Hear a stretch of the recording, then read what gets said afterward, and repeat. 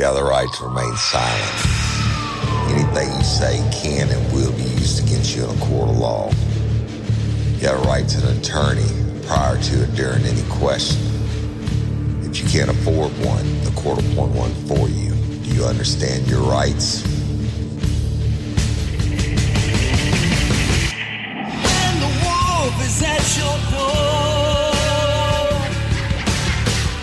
your running's over, that's for sure. He already knows all about you. Cut you down, no matter by you. Now you better walk the line. Real life, real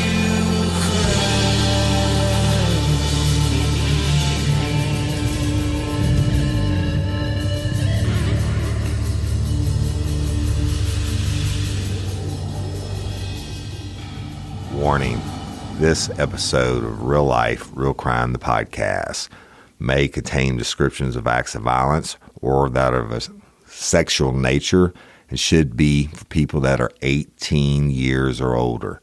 Heed my warning, people. I do not get the facts of these cases off of the internet or from some television show. The facts I'm retelling you were presented to me by the victims of the crimes or the perpetrators who committed the crimes against the victims. My descriptions of the crime scenes, what I saw with my own two eyes.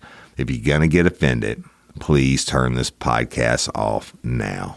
Thank you.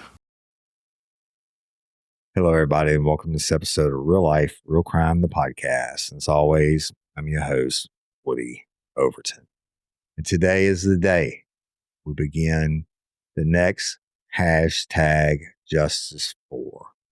And y'all, this case, before I disclose it, I'll tell you, all you lifers and all the people around the world that message me about their families, cold cases, and beg me to take them. And some of you send a lot more information than others. And I get that. And I know some of you can be mad because I didn't choose your case, or a lot of you be mad, but maybe one day.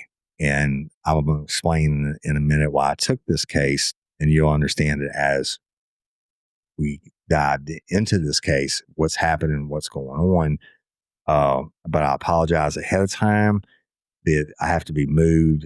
I have to be in the right place, the right state of mind. Something has to kick in for me to, in this case, ultimately I got pissed off. And that, not that your cases will piss me off also, but to just stick with me one family at a time. As always, hashtag justice for Haley. The new district attorney has taken the case. They're reinvestigating it. That's all we could ask for, right? And then news media coverage, et cetera. Of course, we hashtag justice for Courtney. Courtney, we solved it. He's doing life, right? Hashtag justice for Mary Pouchot. Well, he pled out to 60 years, right? Hashtag justice for Miss Barbara.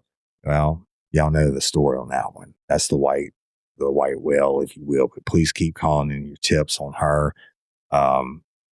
Me knowing what happened and being able to prove it beyond a reasonable doubt or actually two different things. And this Monday, I'm actually recording an episode with Sheriff Ard on Miss Barbara, kind of an update deal.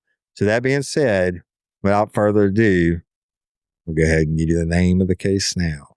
And it's hashtag justice for Bradley. And Bradley's last name is Stracener. Okay.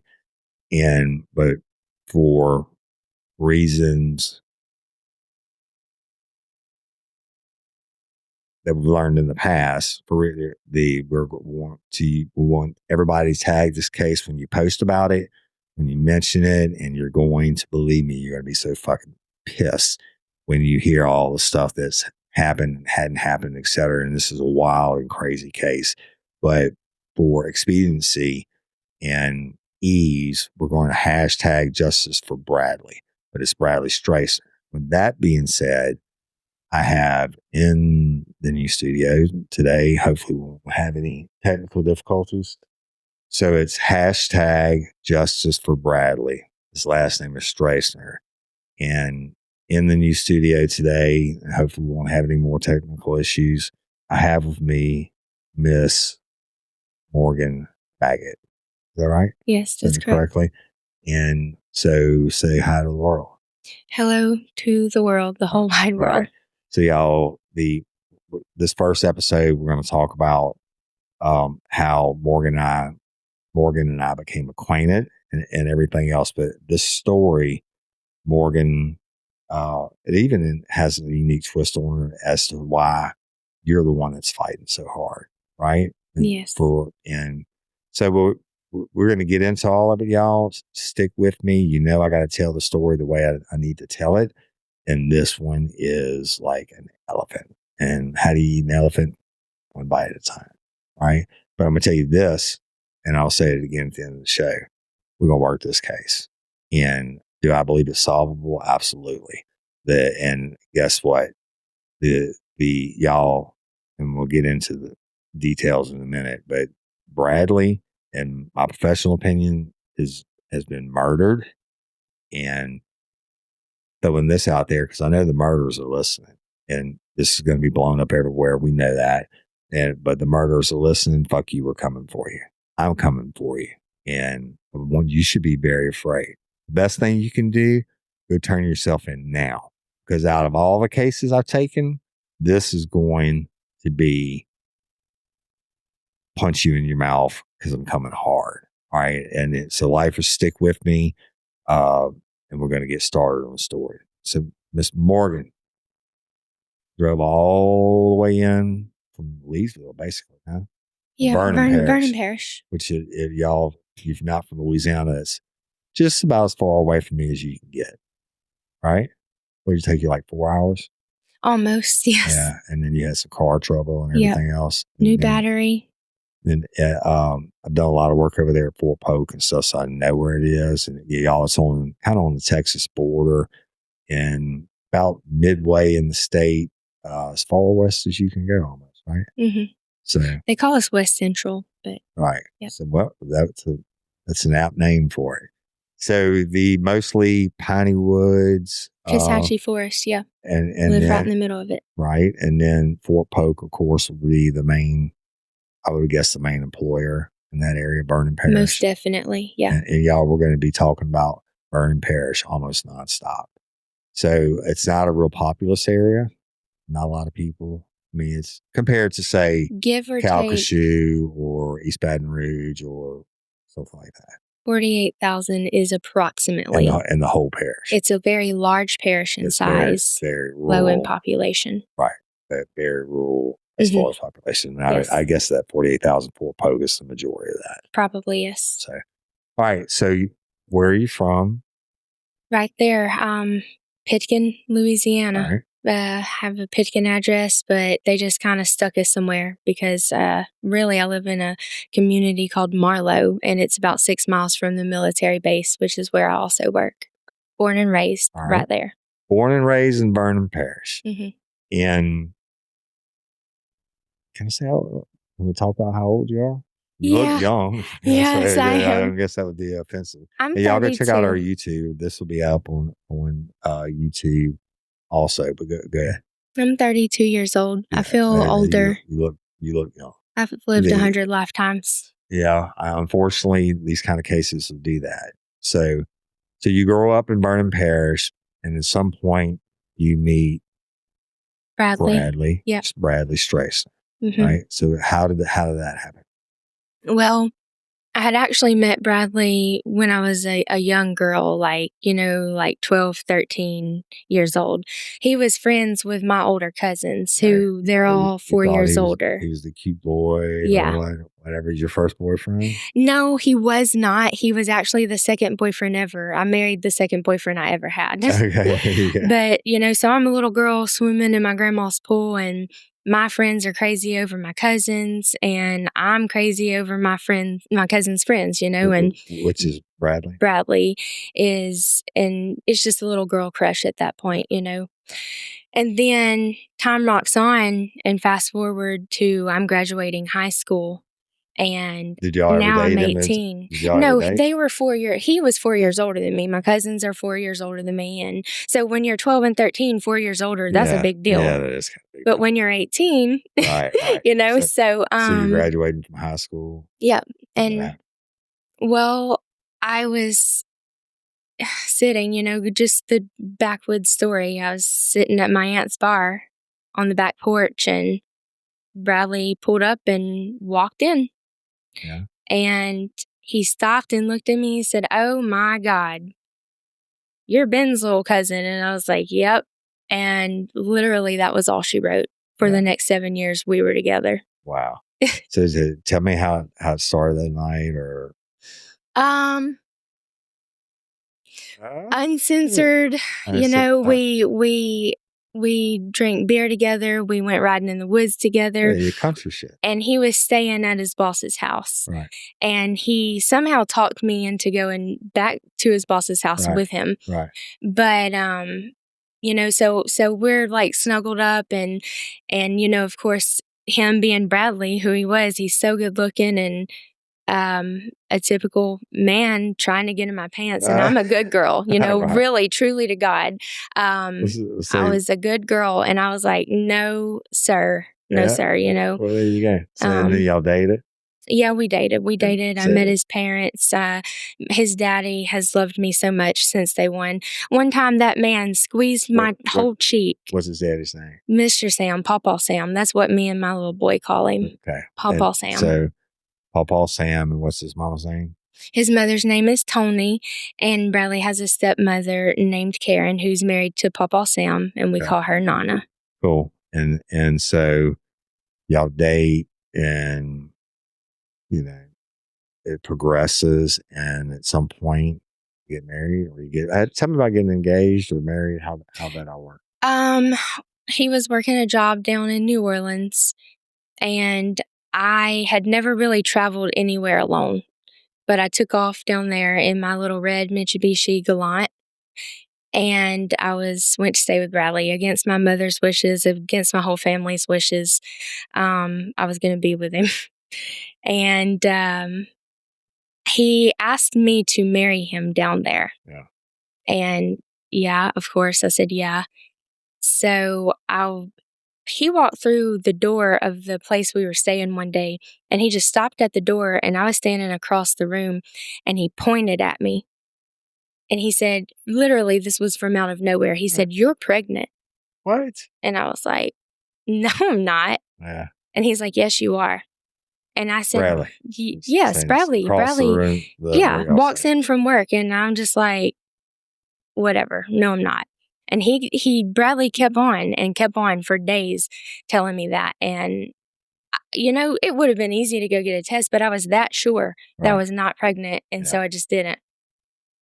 So I meet him one day for lunch, and I'm going to head home, and I wanted to eat at this Chinese place. We eat Chinese. I get on the interstate. 20 minutes. I'm pulling over on the side of the interstate, sicker than I've ever been, so violently projectile vomiting. Right. I called him, and I was like, "Look, I guess I'm going to take a test when I get home, because I'm like, I can't leave. I'm so sick." So I make it the rest of the way home. I take 6 tests because, you know, after the first 2, you got to keep trying to get a negative one. And I was pregnant. And what year was that? 2013. Okay. We actually got married while I was pregnant, right before I had Oliver. We got married January 1st, 2013. I had Oliver February 19th, 2013. Wow. So there you go. And where was Oliver born? Oliver was born in DeRidder, just at a hospital up the road from my house. So, and so you showed me a picture earlier. You're in the hospital bed with Oliver, and Bradley's leaning over the bed with you. What was Bradley's reaction to Oliver being born?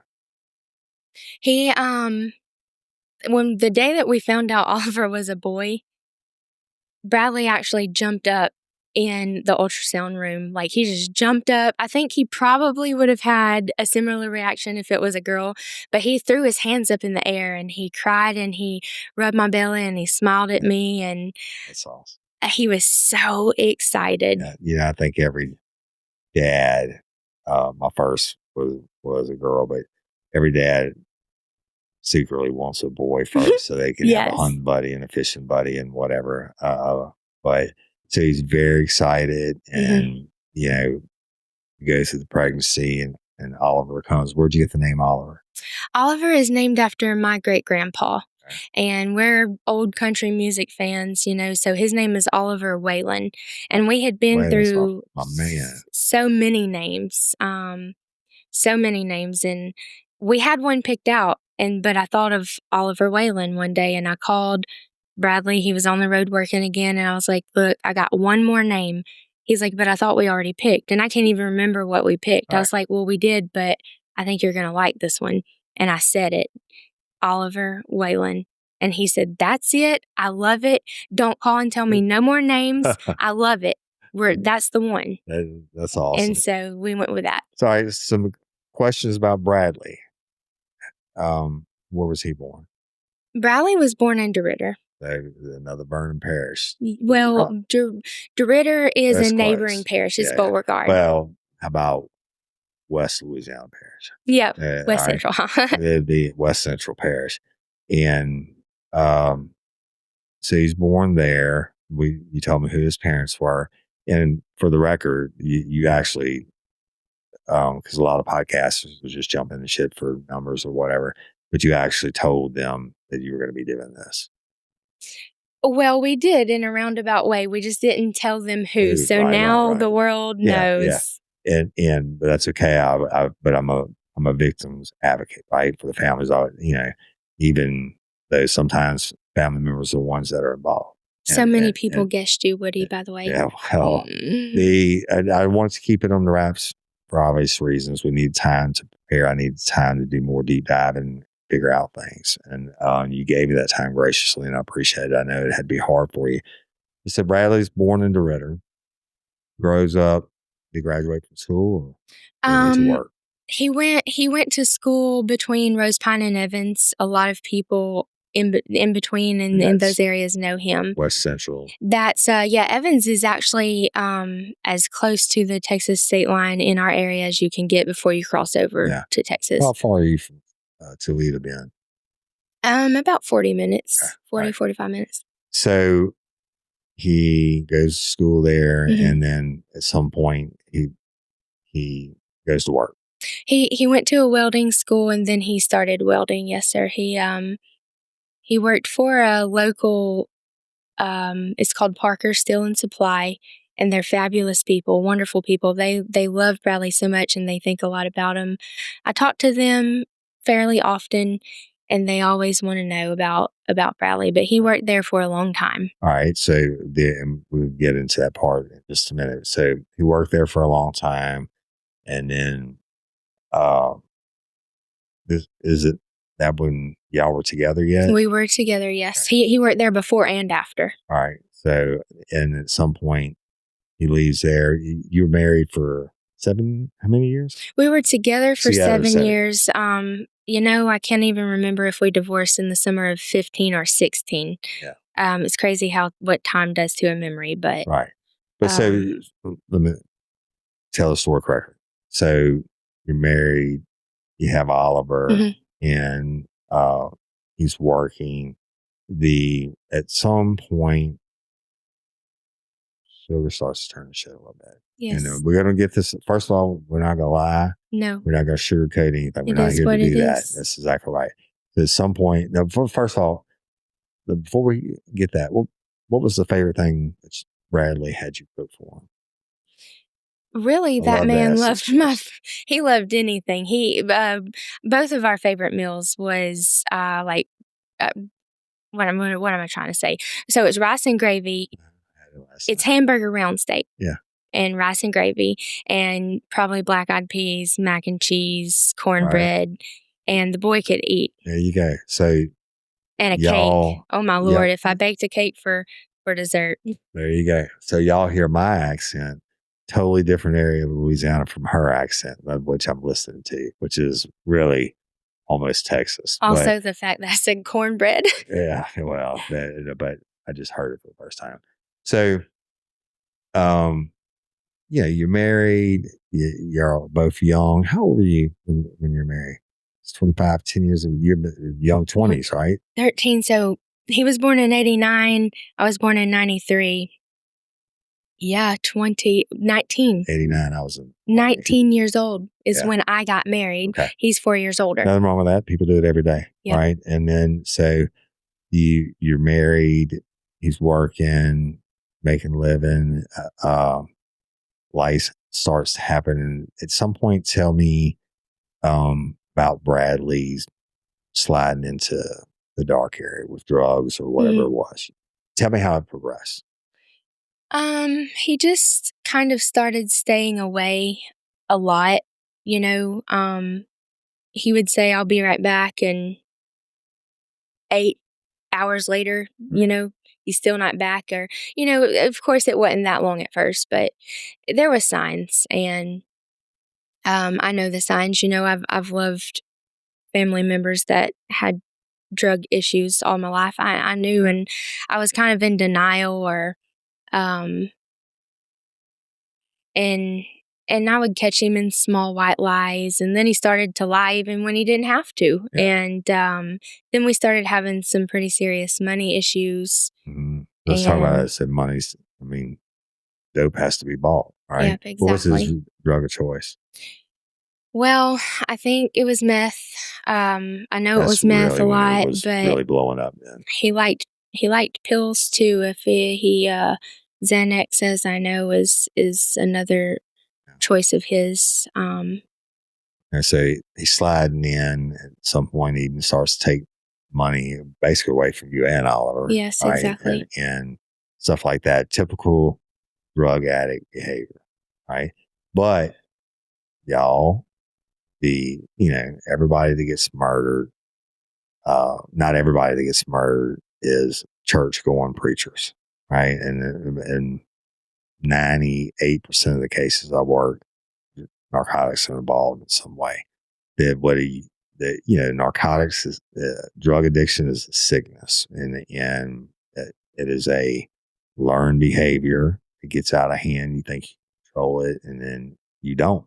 It controls you. But that in no way takes away from the fact that Bradley Stracener was a human being.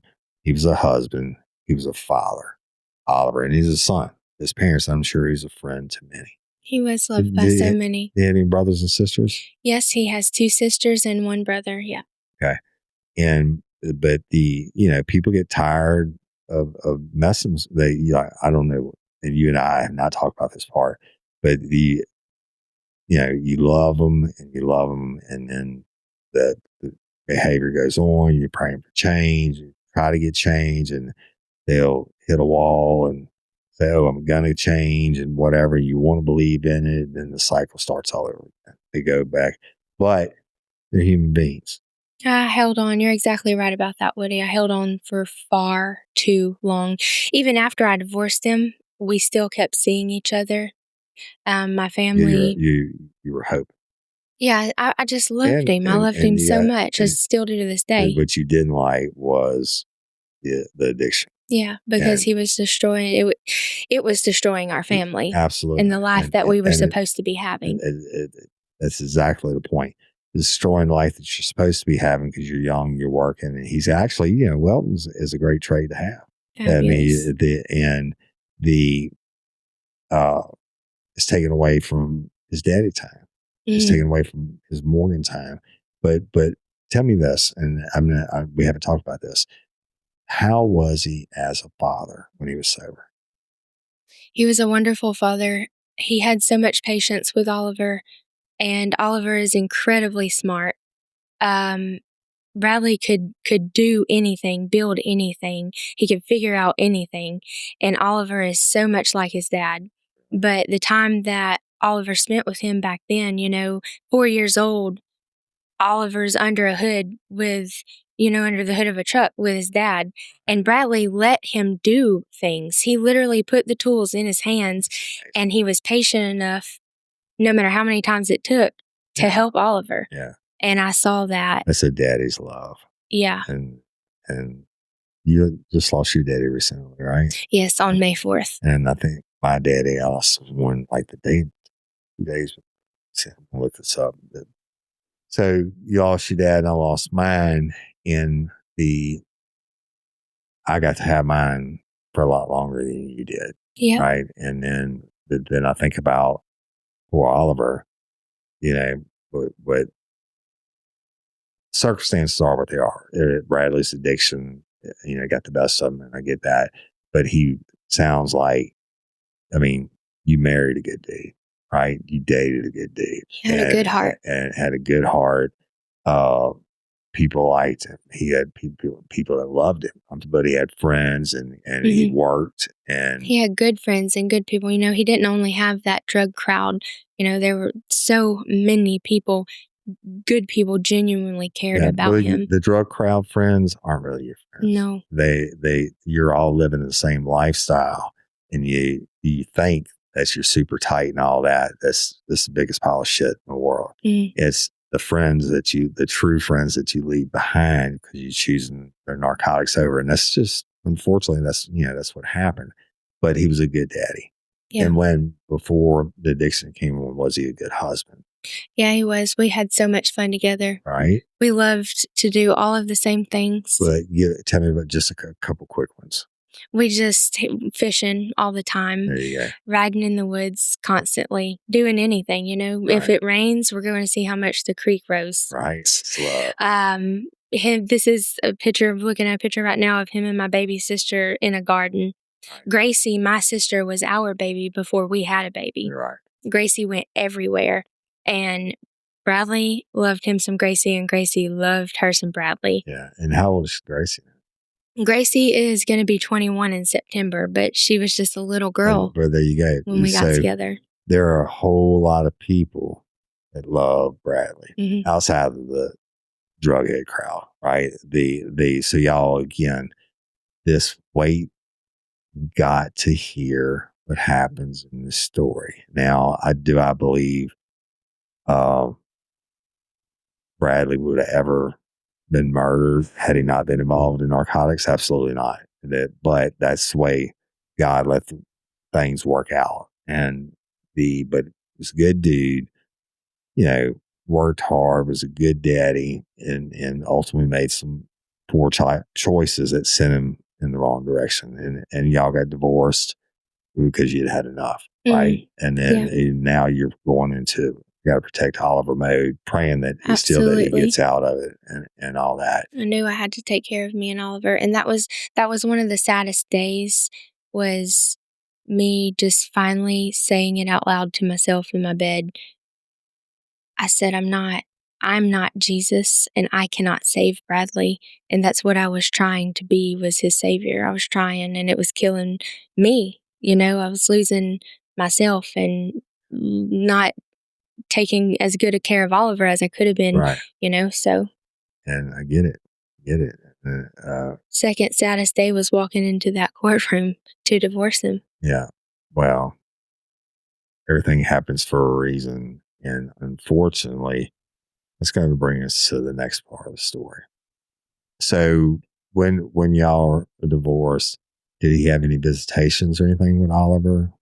Or no, because of the dope? Or so we divorced in, like I said, either summer of 15 or summer of 16. I think it was 16. And we saw each other off and on. The fall of 2017, very last time I ever spent any time with Bradley.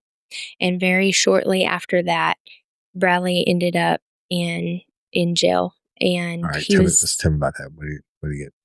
That time, I think it was just parole violations. I don't remember the specifics He'd been arrested of that. Before. Oh yeah. But when you get into dope life, everybody gets arrested. He had been in and out a few times. So okay, let's talk about that. We're not going to hide anything. This is a human being struggling with addiction. Was he stealing, or did he get possession? Did steal a few tell me things, some of his charges.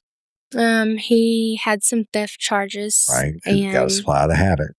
And he got caught with drugs, a couple of times. And everybody that gets high gets it because drugs move from point A to B. Mhm. Whether you're a user and the cop stops you or you're hauling it, making money or whatever, Mhm. you're going to get busted sooner or later.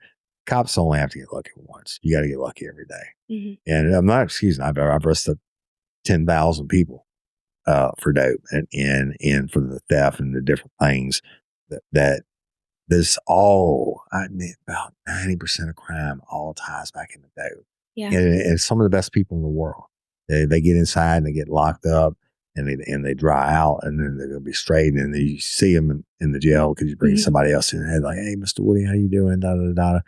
Good to see you straight. A couple months later, they get out and you chase them down the street again. Yeah. Well, when you're using drugs, it gets out of hand quick. That's right. You don't lay low and stay out of trouble. It That's just right. makes you go crazy. Well, you're in the frequent flyer time. I mean, you're in the life where it's nothing good is going to happen. Mhm. Yeah. And so he goes to jail numerous times, Mhm. right?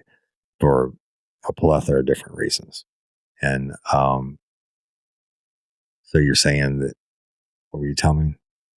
Well, just about when after the fall of 17, we aren't seeing each other anymore, and shortly after that, he goes to jail, and he was in for maybe a year, maybe a little less, and he got out.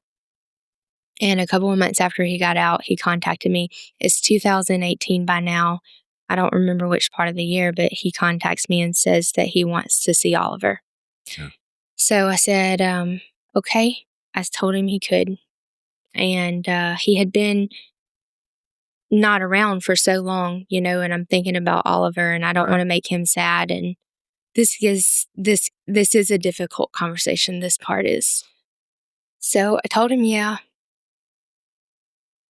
And I went to Walgreens because I had already told him. I said, you're going to be in Oliver's life and you're going to be doing right and you're going to be consistent or you're not going to be in it at all. You're not doing this to him. So I went to Walgreens and I bought one of those back then. They're probably $60 by now, but it was $40 drug test. And I showed up to the meeting place with it. And I get a text message and he says, I'm here. I said, I am too. Come inside. And he walked in with Oliver's favorite thing in the world, donut holes in a yoo-hoo. And he looks at me and he kind of looks around and he says, my heart's beating fast. So much sweet. Take time. He says, where's Oliver? And I said, I had brought my sister with me and I left him in my vehicle. And I said, he's in the car and I'll go get him right now. I'll bring him in and you can see him. But first you need to take him past this drug test. And his face just melted. His shoulders drooped. He dropped his, he had the donut holes up by his chest and he just dropped it. His whole body just slumped. And he said, are you serious? Are you kidding me? And I said, no, Bradley, I'm not. I told you. You're going to be clean and you're going to be persistent and consistent. Or not at all. And unfortunately, that is the very last time that I ever laid eyes on Bradley. He set the donut holes in the yoo-hoo in the seat. And he looked at me and he said, tell my son that I love him. And he turned around and he left. Wow. And he knew he couldn't pass the drug test, And he left. He left. He was gone. And that's the last time you ever spoke to him. Yeah. Or saw him. Last time I ever spoke to him or saw him in person. And okay. That's something I'll have to live with. Yeah. For the rest of my life. Do you know what? It's okay. I understand that and I feel your pain. But you're a mama bear for a reason. Okay? Yeah, I was, just trying to protect Oliver and do the right thing. I thought I was doing the right thing. Well, if he'd been clean, I then question myself now, because he wasn't going to leave with Oliver. right. What would it have hurt just to see him? But, then Oliver would see him and he would be happy and excited Absolutely. and want to know when's the next time could he see his daddy. And I couldn't tell him that. Lord only knew when the next time we would see him would be. Yeah. And you certainly didn't expect it to be last. And no one ever does. Right. Yeah. And wow. Okay. Now this is where we're going to really, really start hashtag justice for Bradley. It's Bradley Stracener. That's the last time you saw him in person. Yep. Now, I want you to take me, and we have not discussed this, y'all, this is raw and unscripted. I want you to take me forward in time to a certain date, and I want to know while we're here for hashtag justice for Bradley. Would you get a phone call? Somebody came and saw you. What happened? I mean, you tell the story. Well, after that day that he was supposed to see him and he didn't and we left, I didn't see him or hear from him. And time went on and I just prayed and I always worried about him constantly. I worried. And I was just living my life. I was going to school, I was working, I was taking care of Oliver, and I was hoping and praying that Bradley would clean up and all the time. And something weird happened to me, come October for weeks. All of a sudden, I just started thinking so much about Bradley. I couldn't stop thinking about Bradley. Go to bed thinking about him, wake up thinking about him. And I was like, if I see him, I knew he wasn't doing well. You hear things. Right. And if I see him, I'm going to stop. And I'm going to be like, what the hell are you doing? Shaking. Get in my car. Where do we need to go? What do you want to do? Because this isn't it. And I never drove through Sandy Hill, but I started driving through Sandy Hill, hoping to see him. I'm assuming that's where he was staying. He was there a lot. He was seen and heard of in Sandy Hill, and I never saw him. I tried. But I had made up my mind about that, and I was like, man, why won't I just shake this? I need to just quit thinking about him. But I'm working down in South Louisiana, Sulphur, long drive from my house, and I went to a coworker's house after work one day, and I'm sitting there, we're playing cards, and my phone rings. And it's a friend of mine, and the first thing she says when I say hello, I'm excited because I hadn't heard from her in a while. And she says, I'm sorry to hear about Bradley. And immediately I get beside myself and I'm like, what do you mean you're sorry to hear about Bradley? What are you talking about? And she's like, you haven't heard? And I'm freaking out at this point. Her name's Amanda. I said, Amanda, heard what? What? Please just say it. I'm thinking she's about to tell me he's dead. And she's like, well, he's missing. And I was like, are you kidding me? I was actually so relieved. I was like, missing? Do you know how many times he's been missing? Right. Like he goes off on a binge, or he takes his uncle's truck and skips town for a couple of months. He comes back a week, he's going to turn up. Right. And so I don't even talk to she literally says, well, okay, if you're not worried, I guess. I'm like, no, girl, he's going to turn up. You didn't get any information or anything. You're just no, I just know Brad. Somebody's looking for him. So, okay. So you get off the phone, and what happens? How does the story proceed?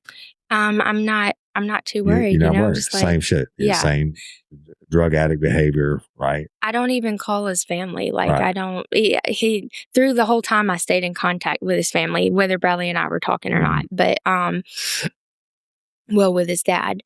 But after a couple of days, I'm not really hearing anything other than people messaging me. Hey, what's going on? I don't know. I was so out of contact with him. I don't know. So I So they're started saying a calling. message. You say what's going on with Bradley. Yeah, just random people, because they're seeing the whereabouts ad for him, So I finally decide, okay, guess I ought to call. And we start talking. I start talking to his dad, start talking to his uncle, start talking to his cousin. And what are they saying? Same thing as me. Wait, he's going to He turn does it up. all the time. He's going to turn up. He stayed away from his dad when he wasn't doing well. He was so ashamed. And he didn't want to disappoint his dad that bad. So, that wasn't nothing new for him. He's a human being. Yeah. And time rocks on. And there comes a point where we start getting worried because eventually somebody hears from Bradley, when he goes off. Oh, you're talking about not this time. No, not this time. So but eventually. But I always say in the cases the Oprahs, they run, but they always come back home. So it's a safe place, or they reach out to someone who's safe. But not in this case. You get crickets, right? Where he would usually be calling his Uncle Clifford, who helped him almost more than anybody. Uncle Clifford hasn't heard from him. That was the most worrisome thing for me. He would every now and then let his dad know, hey, Dad, I'm doing okay. I would get messages when he would go off 1 o'clock in the morning, number I didn't know. I'd wake up and he's just saying, tell my son I love him and I'm just letting y'all know I'm okay, literally. And that's not happening. Right. So it's at some point, the first action that's taken is mom files missing persons. November 5th. On November the 5th. Mm-hmm. And by this time, he's been missing how long? Well, however, the 30th to the 5th, October 30th to November 5th. So 6 days. Mm-hmm. And so she files the missing persons report with the Vernon Parish Sheriff's Office. Yes. And what happens? They put out, Bolo, be on the looking for Bradley Stracener. Be on the lookout for welfare concern, type of deal. Safety check. But in their minds, to be honest, if I'd have got it in a small place like that, Vernon Parish Sheriff's Office, I don't know how many deputies they have, but it can't be that big. They're going to know who Bradley is. They would have arrested him before. They know he disappears sometimes. So they're like, oh, okay, we'll humor you and take your report. But it's not, they weren't looking at it as a homicide investigation or whatever. Yeah. Right. Not at that point. Right. But his mom was very, very, very worried. She was more worried than anybody. And you talked to her. Why was she so worried this time? I didn't talk to her for a while after that. Her and I weren't as close as Bradley's father and I. Right. But when we finally talked, she was just saying, it's getting cold and he left my house in shorts and he wouldn't stay gone without talking to me. Okay, let's back up to that. So the last person that's on the record, or is Mama seeing him leave the house? His mother and 2 other individuals that also lived in Sandy Hill. Right. Well, let's talk about what his mom said about the last time she saw him. What did he say? He just told her that he would be back by later. She says that he said, bye, Mom, and I love you, and I'll see you later. Right. And almost 6 years later. Well, let's go 6 days later first. Yeah. She didn't hear anything from him. So at this point, now y'all are starting to worry. Mm-hmm. His family's starting to worry. You're starting to worry. And Bradley's nowhere to be found. Yes. But what was found? There was a vehicle. Tell me that he was about driving. That and how we know that he came to be in possession of the vehicle and where that vehicle ended up. So he was driving his girlfriend's car and he was supposed to be returning that vehicle. And Chelsea is his girlfriend's name. She started calling his mother and the other 2 people that he was supposed to be visiting. and she's saying, hey, it's getting really close to time. I need to get my son, and Right. I need the car. The car is not her car, it's her grandmother's Right. car. And, it's getting later and later, and Bradley is not showing back up in the vehicle. Right. And so there's communication between the two individuals where he was supposed to be going, communication between Bradley's mother and the girlfriend. And the last word that Chelsea heard was from the two individuals.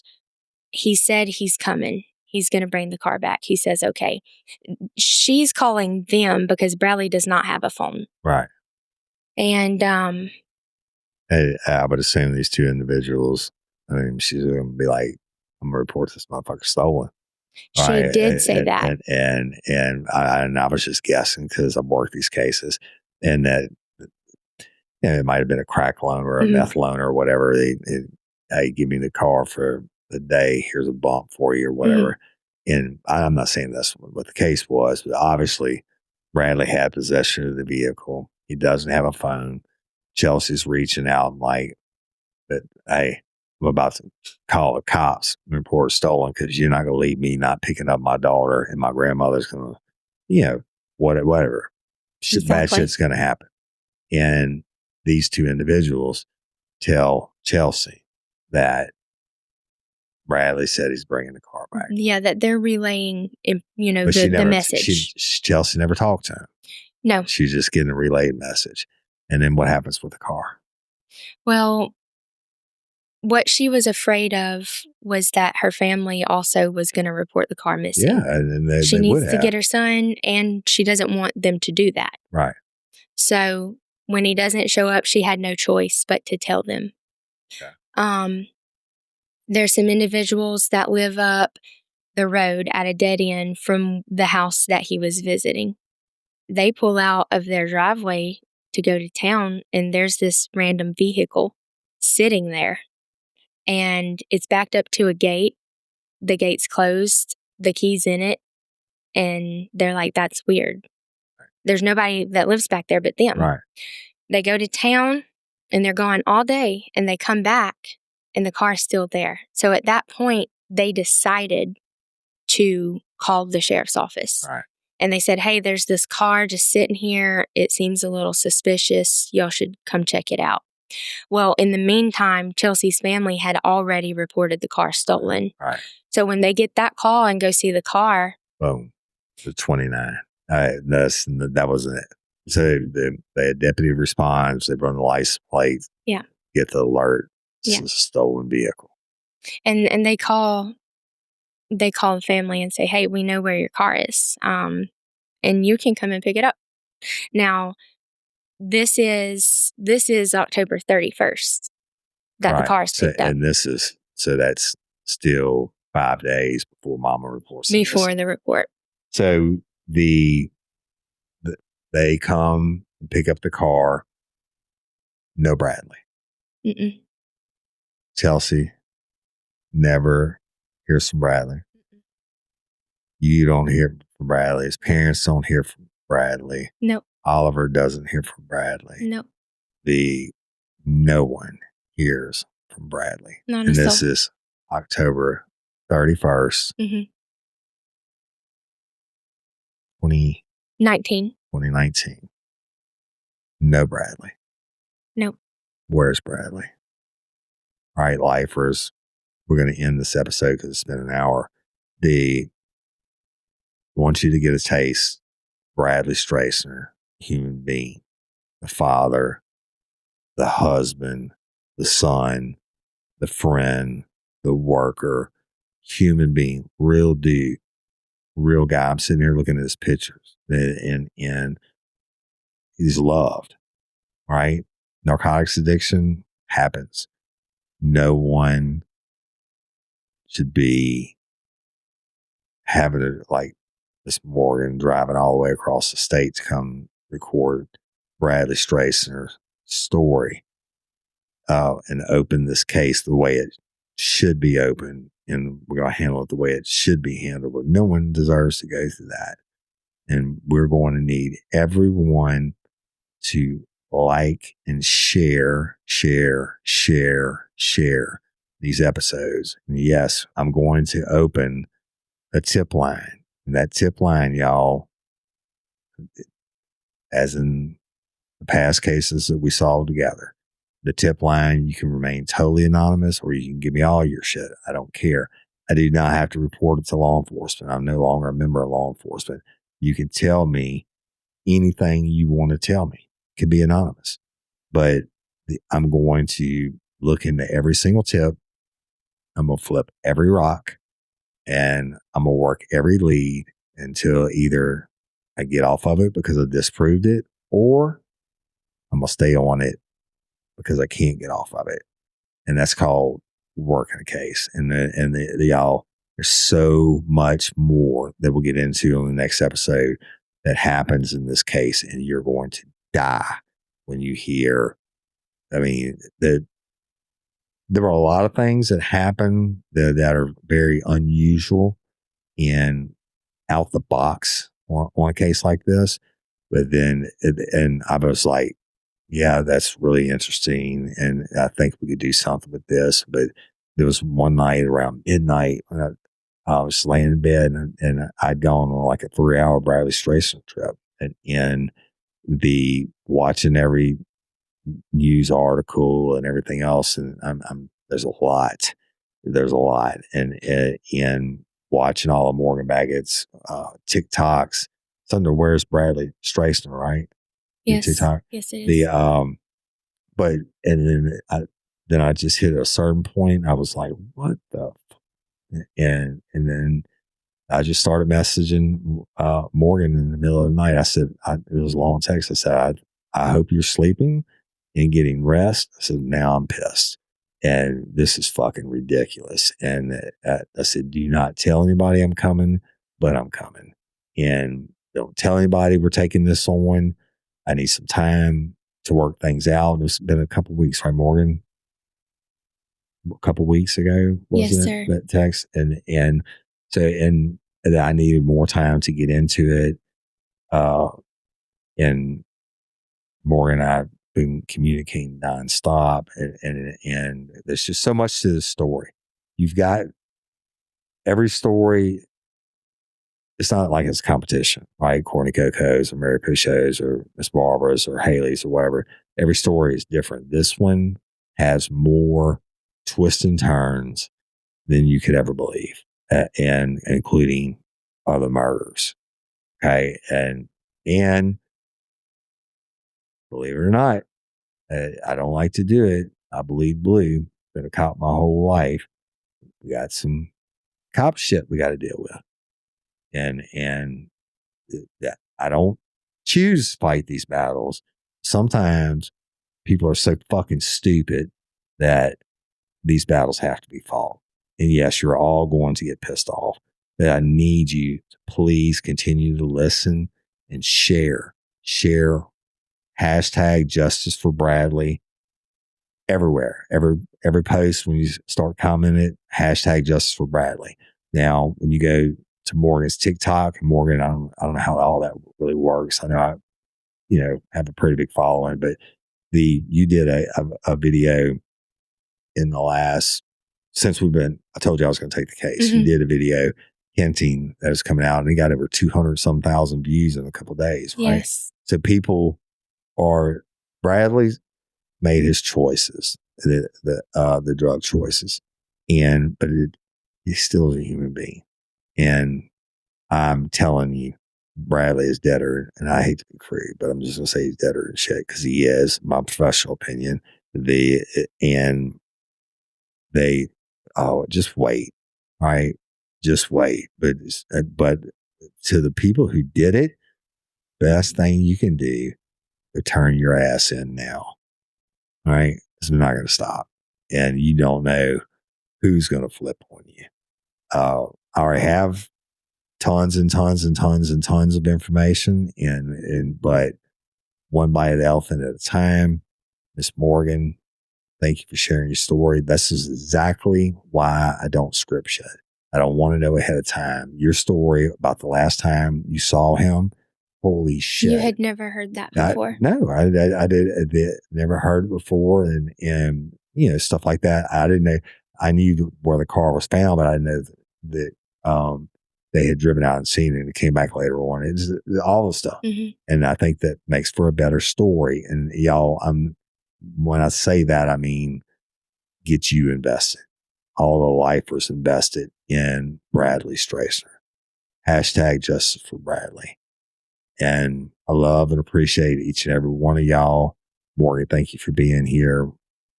We're actually just going to take a little break. Yeah. And then we're going to get back to it again. But thank you for being here. Thank you for being here. And I want to ask you, do you have anything that you want to say? This is really surreal. I have a lot of faith in you. I've a friend that I love dearly.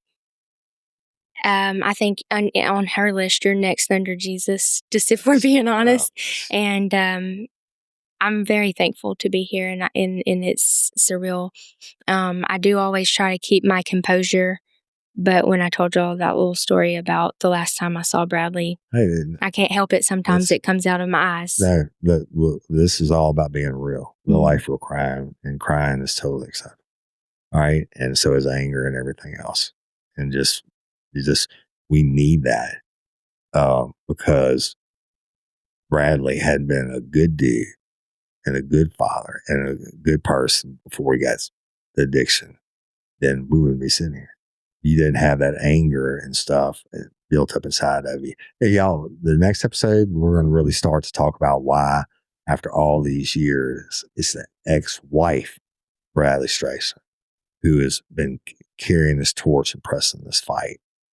And it's been a hell of a fight. It's been a heavy load, and I'm so happy to watch it take a turn with you. Yeah, well, you know what we're going to do, and we're going to work it. We're going to work it on the podcast, and I'm going to work it, and we're going to work it, and those motherfuckers better be, they just go turn themselves in. Save us all the trouble. And then you get to put your spin on it with the cops, because when I'm done and I'm going to investigate it correctly, someone who actually knows what they're doing, and we'll get into all that bullshit in the end, they better go in and try to put their spin on their story before we're done. But we'll get off of that. Love and appreciate each and every one of y'all. Thank you so much. Again, hashtag justice for Bradley. Go on TikTok. So just go to TikTok and type in "Where's Bradley Stracener?" Yes. And you'll see all Morgan's videos and how she's been carrying this torch for all these years. So I love and appreciate each and every one of you. Thank you for liking, listening, sharing. Let's do it, lifers. We can do this. We can bring this case home. Let's get justice. Hashtag justice for Bradley. And I'm Woody Overton, your host of Real Life, Real Crime, the podcast. Until next time or ever, don't let me catch you. Don't murder. Bye. Peace.